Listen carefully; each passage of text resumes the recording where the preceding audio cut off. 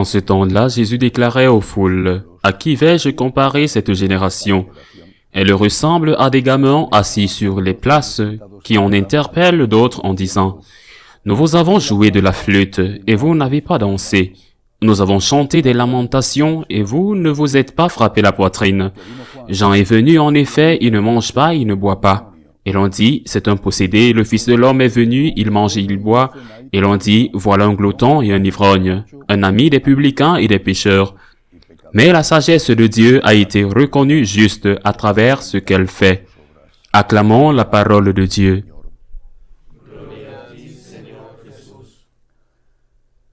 Jésus se plaint de cette génération.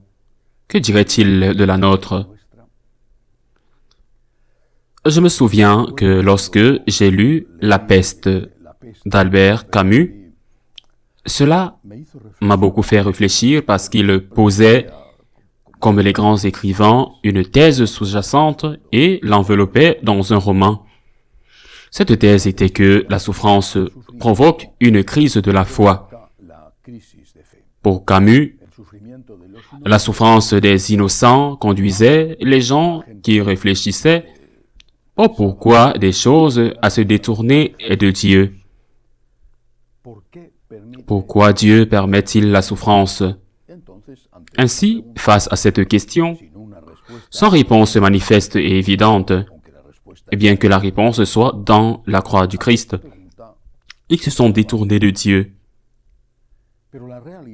Mais la réalité est qu'il y a plus de crises de foi dans les pays où il y a de la richesse, ou au moins du bien-être, que dans les pays où il y a de la pauvreté. La logique de l'argument de Camus voudrait que les pauvres, les souffrants, les malades, ceux qui vivent dans les pays en voie de développement, ou même qui ne vivent pas dans les pays en voie de développement, aient moins de foi, et que, selon la même logique, les pays riches, les pays prospères aient plus de foi, mais ce n'est pas le cas. Selon la logique qui veut que la souffrance vous éloigne de la foi parce qu'elle vous fait douter de l'existence ou de la bonté de Dieu. Dans les pays africains, par exemple, les séminaires devraient être vides. Et dans les pays européens, les séminaires devraient être pleins de jeunes gens reconnaissants qui ont tout eu, la famille, la culture, l'argent, tout. Mais ce n'est pas le cas. Et il n'est pas juste. Au contraire, il est injuste et offensant de considérer que les vocations de ces pays moins développés sont des vocations, comme quelqu'un l'a dit, des vocations de la faim. Il ne fait aucun doute qu'il y en aura. Il y en a eu aussi en Espagne dans l'après-guerre, après la guerre civile, mais il était offensant de penser que tous ces jeunes gens qui remplissaient les séminaires espagnols dans les années 40, 50 et même 60 étaient des vocations de la faim. Je pense que le motif est différent et fait référence à ce dont parle l'évangile d'aujourd'hui. Nous avons joué de la flûte pour vous et vous n'avez pas dansé. Nous avons chanté des lamentations et vous n'avez pas pleuré. Quand ça va mal, nous trouvons toujours une excuse pour nous éloigner de Dieu. Mais si nous étions logiques, rationnels, quand ça va bien, nous aurions des raisons de nous approcher de Dieu, et au lieu de cela, c'est l'inverse qui se produit.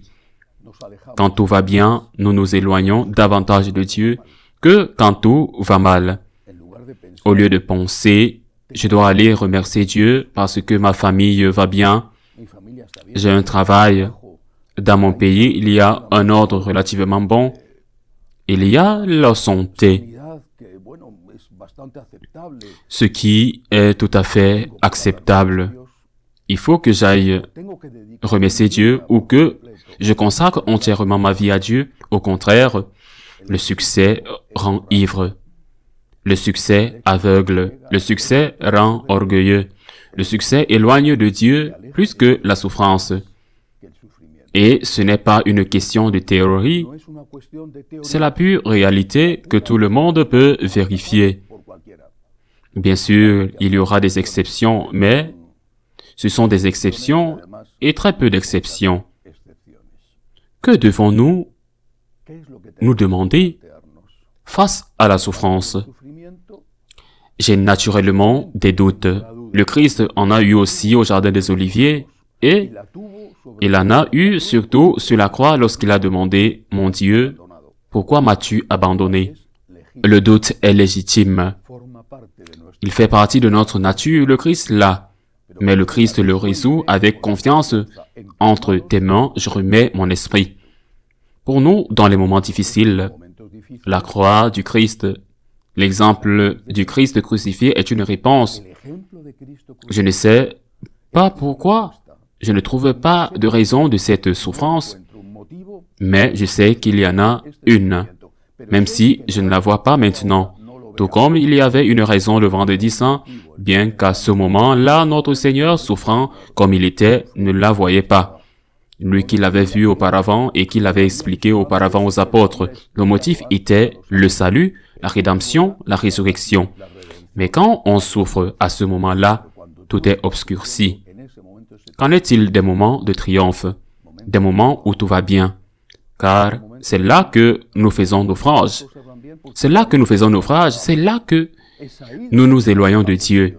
Il y a beaucoup plus d'athées, d'agnostiques, et j'oserais dire, sans mettre sur le même plan athéisme et agnosticisme, il y a beaucoup plus de crapules dans les pays où il y a de l'abondance que dans les pays où il y a de la pauvreté. Parce que lorsque quelque chose va bien, nous pensons que c'est à notre honneur. Et quand quelque chose va mal, nous pensons que c'est la faute de quelqu'un d'autre.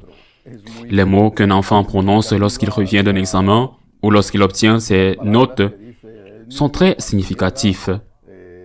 Il dit à sa mère ou à son père, « J'ai réussi » ou « J'ai échoué ». Il ne dit pas « J'ai réussi et j'ai échoué », mais « J'ai réussi, mais ils m'ont fait échouer ».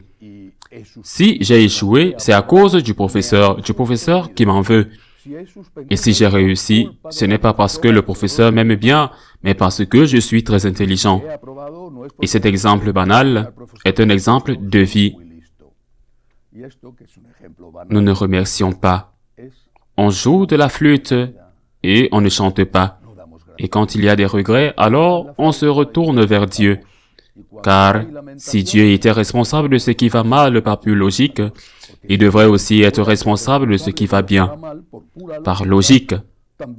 Et les choses qui vont bien dans nos vies et dans l'humanité sont infiniment plus nombreuses que les choses qui vont mal. Un jour, il y a un tremblement de terre et malheureusement, et peut-être parce que les hommes n'ont pas prévu, des dizaines ou des centaines de personnes meurent. Et pourquoi ne pas regarder le grand nombre de jours où il n'y a pas de tremblement de terre? Tout le monde accuse Dieu. Vous avez une maladie, et pourquoi cette maladie? Pourquoi Dieu la permet-il? Pourquoi ne regardez-vous pas le nombre immense de jours dans votre vie où vous n'avez pas eu cette maladie? Même les choses les plus dures, les plus terribles, et je considère que le pire est la mort d'un enfant. Pourquoi ne regardez-vous pas le fait que vous avez eu cet enfant qui n'était pas un droit, mais un don, pendant tout ce temps, que vous aimeriez l'avoir davantage, bien sûr, mais vous l'avez eu et vous devez le remercier. Mais quand vous considérez que tout ce qui est bon est un droit, que vous ne devez rien à personne, que vous avez tout gagné vous-même, même s'il est évident que vous n'y êtes pour rien, vous ne remerciez personne. Et souvent même, pas les causes secondaires par lesquelles Dieu a agi pour que vous l'ayez. Par exemple, vos parents, vous avez droit à tout. Vous ne devez rien à personne. Vous ne devez jamais remercier personne pour quoi que ce soit, mais vous devez vous plaindre de ce qui n'est pas à votre goût ou à votre fantaisie, ou de ce que vous considérez comme votre droit. Et vous vous plaignez contre les autres, contre le gouvernement et surtout contre Dieu. Nous avons un problème, et c'est un problème très grave.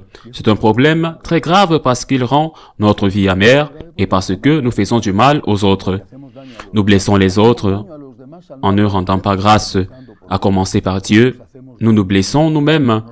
Nous rendons notre vie amère lorsque nous ne sommes pas capables de rendre grâce et lorsque nous ne sommes pas capables d'accepter le mystère de la raison pour laquelle quelque chose ne va pas dans cette vie pour nous, pour notre peuple, pour l'humanité en général. Si l'on nous joue de la flûte, rendons grâce. Et si l'heure est aux lamentations, alors nous nous lamentons en disant à Dieu, comme le Christ sur la croix, « Je ne comprends pas, mais j'ai confiance en toi. Ainsi soit-il. »